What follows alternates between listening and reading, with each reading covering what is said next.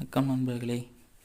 இப்போ நம்ம இந்த வீடியோவில் பார்த்தீங்கன்னா விதைப்பெருக்க விகிதியை பற்றி பார்க்க போகிறோம். சீடு மல்டிப்ளிகேஷன் ரேஷியோன்னு சொல்லுவாங்க.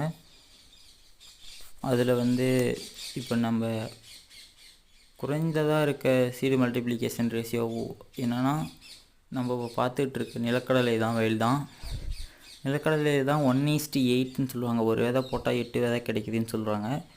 அது ஒரு செடியில் 8 விதை தான் கிடைக்குது, ஆனால் அப்படி இல்லை. ஒரு ஃபீல்டு ஃபுல்லாக ஆவரேஜாக போட்டிருக்காங்க. இதுலேயே ஹையான சீடு மல்டிப்ளிகேஷன் ரேஷியோனால் நம்ம பக்கத்து ஃபீல்டில் இருக்க ராகி தான். இது எவ்வளோன்னு பார்த்தீங்கன்னா 1:450ன்னு சொல்லுவாங்க. ஒரு விதை போட்டால் 450 சீடு கிடைக்குன்னு சொல்லுவாங்க. அப்படின்னு கேட்டிங்க. வணக்கம் நண்பர்களே. இப்போ நம்ம இந்த வீடியோவில் பார்த்தீங்கன்னா விதைப்பெருக்க விகிதியை பற்றி பார்க்க போகிறோம். சீடு மல்டிப்ளிகேஷன் ரேஷியோன்னு சொல்லுவாங்க. அதில் இப்போ நம்ம